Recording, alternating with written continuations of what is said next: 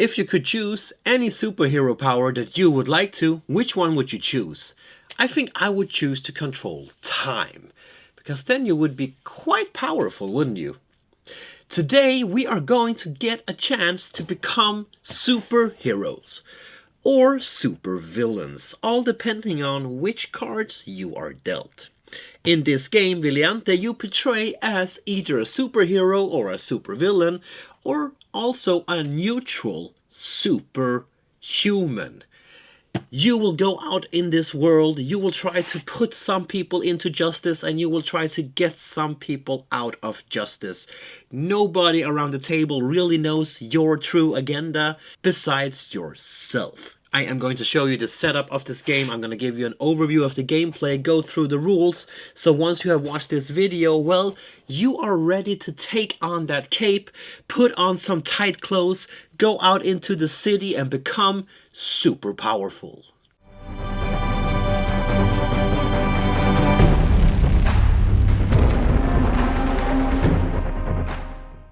So this here is the setup of the main board. Let's take a look at that first, and then we can look at the player setup. First we need to choose a scenario, in this case brought to justice. This game is a main scenario, and this is recommended to start with if you are new to the game. On this card we can see a bunch of information. Up here we can see the player count for this scenario. Down here we can see the starting city cards that each player will get at the start of this scenario. Here we can see the amount of rounds, and here we can see the amount of starting events for this scenario. Here we can see which types of identities that we need to have. We need to have 2 good one neutral, and 1 evil. And down here we can see the setup of the villain deck. In this case we need 15 level 1, 15 level 2 and 15 level 3 villain cards. Meaning that we need to take 15 level 3 and put in the bottom. Then we take 15 level 2 and put in the middle. And on the top we have 15 level 1 villain cards that we put in the top left corner of the board. The events here are drawn at random from the bag. We have a little bag here where all the events are put into. And we just draw one at random and put it on this spot. Then we need to shuffle the hero cards and place 3 ones faced up on the market. We need to shuffle the city deck and the agencies deck and put them face down on their spot. We also need to take all of the damage tokens and put next to the board for all to reach. Now we need to set up the player areas as well. The first thing a player should do is to take their player mat and put in front of them. Then each player needs to choose a player color, in this case purple. They take 2 event die and then they take 4 action tokens and puts next to their player area. Now we need to look at the scenario card to see how many of the different identities we need to have. In this case 2 good ones, 1 neutral and 1 evil. We choose these cards as random. Then we shuffle them real good and we deal out 1 to each player. Now, in secret, each player looks to see what identity they have received. In this case, the player got a good identity. Next, the player needs to set up their alliance tokens, looking like this. They should keep 2 of the identity that they have, but only 1 of the identities that they do not have. This player here was good, meaning that they should keep 2 good alliance tokens, 1 evil and 1 neutral. The rest goes back into the box. Then they need to shuffle these and place them out on their player mat. And again, this is all done without showing any of the other players. Now each player is handed 2 starter heroes at random. The players again get to look at them and choose one of them to keep, and place them out on the spot that says number 1. All the unused heroes goes back into the box. Now each player should draw some city deck cards to have on their hand at the start of the game. Again, we need to look at the scenario to see how many cards each player should have. In this case, 6.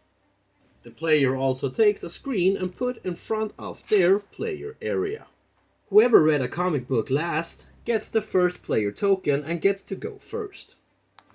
You place out your little action tokens here on the action spots on your board, and now we're ready to go. So now we have set up the game and we are ready to start playing. Now, depending on which identity card you have received, you will need to do and complete different missions during your gameplay.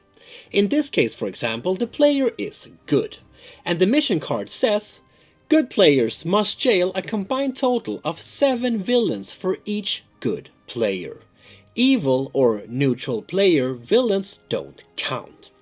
And even though there are several good players around the table, you might not have the same mission either. And this identity is of course secret for you. You may not expose your secret identity to any of the other players until the end of the game.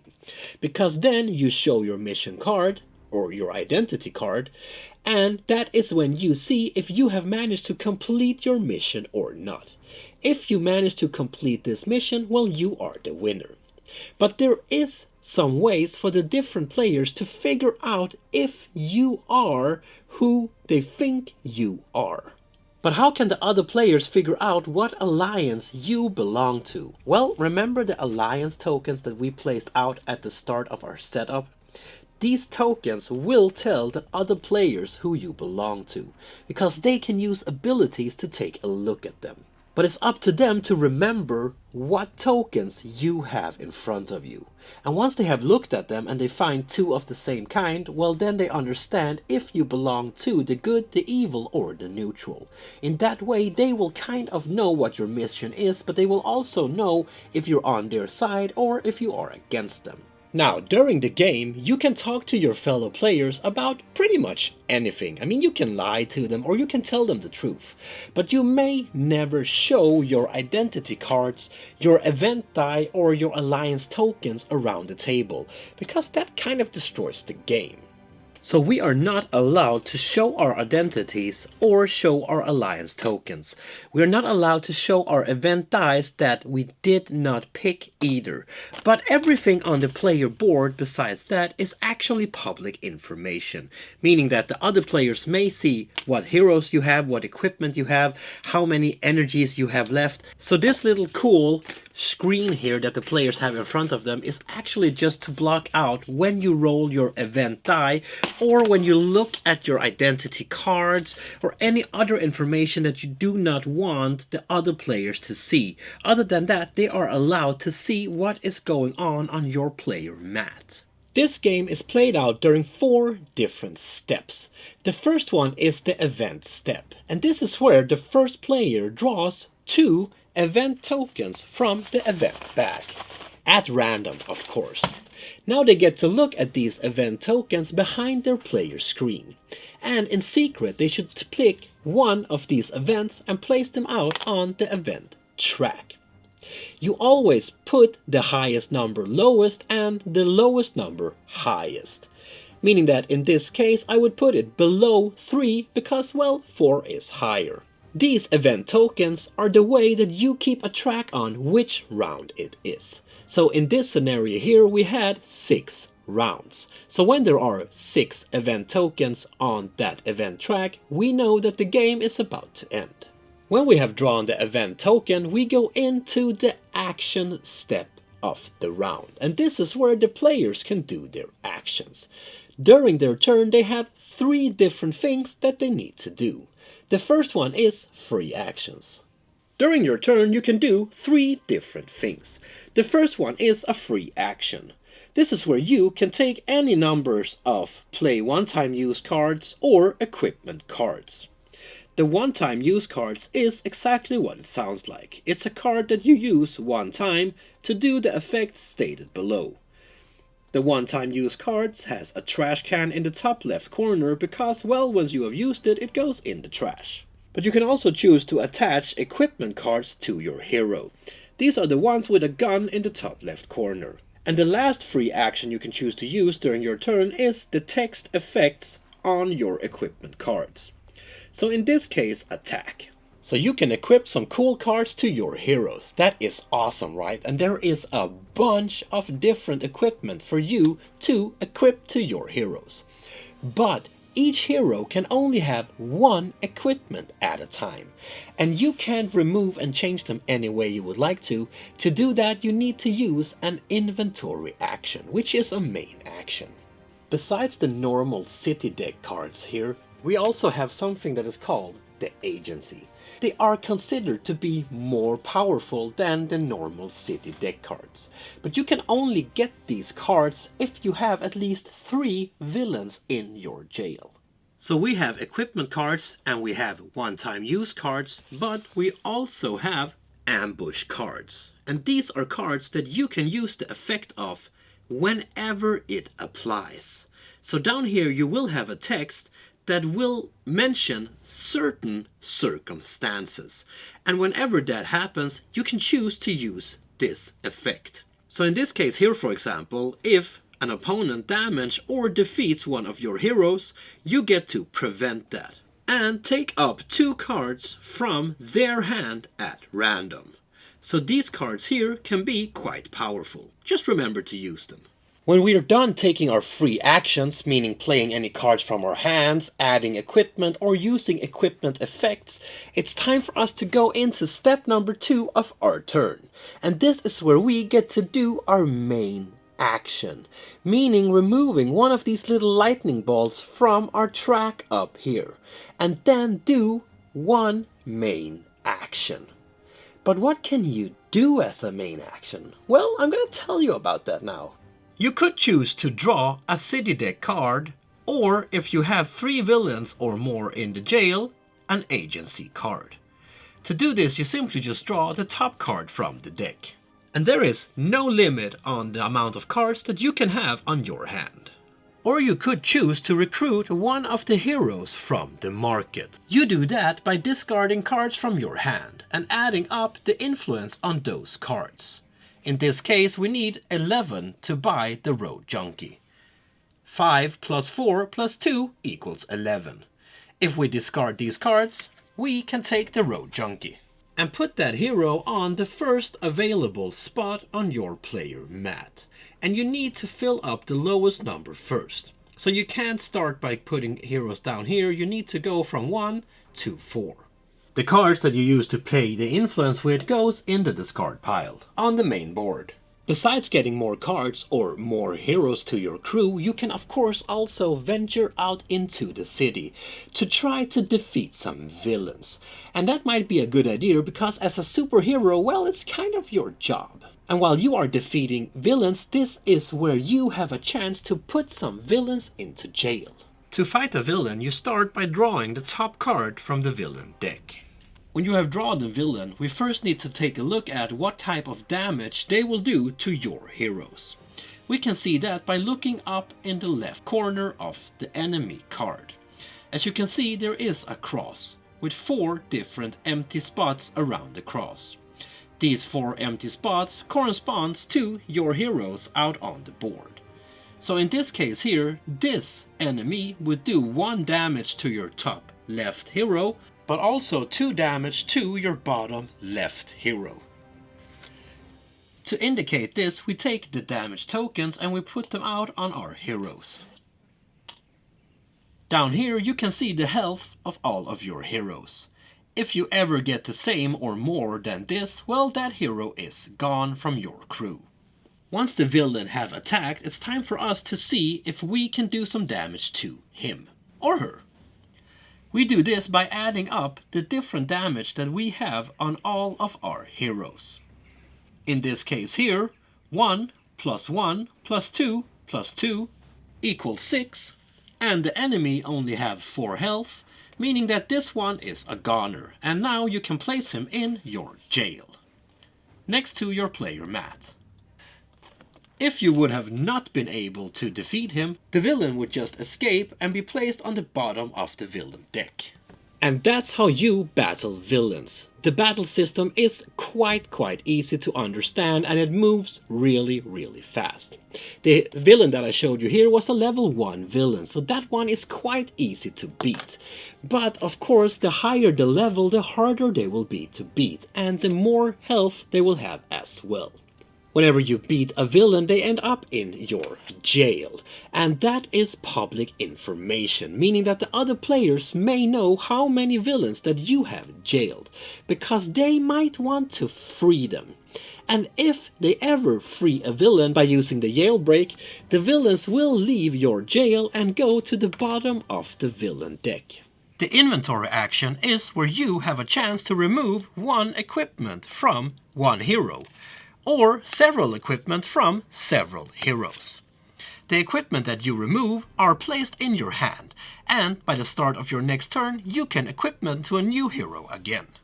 The last action you can choose to do is to trade a card from your hand with your fellow players. But the cards need to be from your hand, and the player you want to trade with needs to agree to the trade, unfortunately. Meaning that you cannot trade any equipment that is on your heroes on your board. It can only be from your hand. But if the player agrees, well, you are free to trade any card you would like to. Every time a player have used their final main action, they need to roll their event die behind their player screen, so the other players can't see their result. Then the player needs to pick one of these results and put it next to the event track. But if you have 3 or more heroes in your defeated pile, you no longer get to roll the event dice. Now at the end of this round, all events that has the same result as the die will trigger. And that's a player's turn. There are so much things a player can do in this game. You have the free actions here with the cards from your hands. You can equip cards, you can gain new heroes. There are a bunch of things for the players to do during their turn. Also, the main actions are quite many different actions that you can do. But when all the players have done all of their main actions, meaning that we have gone around the table 4 times, we now have to trigger the events. To trigger events, we need to look at the event track, but also the dice from players that have been able to submit dice during this round. Any value that matches a value on the events are now triggered. We take the first one here, number 2, but there is no number 2 event on the event track, so that one does not trigger. The 2 number 3 events will trigger as there is a 3 on the table. So a hero will be damaged and one villain will be freed. But number 4 will trigger as well, as there is a die with a die phase of 4 on the event track. When we have resolved all the events, we are now ready for a new round, meaning that we need to take back our dice from the die track. We also need to refill a little main action track here with our little lightning balls, and the first player token goes to the player on the left. Now we are ready to go a new round, and this is the way the game goes on until we hit the last round. Remember the last event token indicating the amount of rounds that is in this scenario. Once we have gotten to the last round and we have finished it, it is time for us to expose our identities to show what mission they had. If you have fulfilled your mission, well, you are a winner. And that is the way you play Vigilante. Is that a Swedish pronunciation, Vigilante, or do you say it in any other way in English? Well, tell me in the comments, I will probably hear about that. Anyway, that is how you play this brilliant game. You go the amount of rounds that the scenario tells you to. Players doing their turns, and then we move around the table until all of our main actions are done. Then we go into the event phase and so on, until we have gone through all of the rounds. Then we expose our card to see if we are a winner or a loser. If you are a comic book fan, I think you are going to love the artwork in this game. I am a big comic book fan, I love to read comics, and the artwork here is realistic, but it still have that touch of comic book feel. When you play the game, you feel like you are in this city, running around with a cape, being a hero, and trying to take down the villains. Or free them, depending on who you are. Same thing with the little artwork here on these player screens. It's really nicely done. It gives you the feel that you are in a city when you sit around the table, because there are different artworks on the different screens. So it really makes you feel like the playing area is a city where you are out taking a battle in.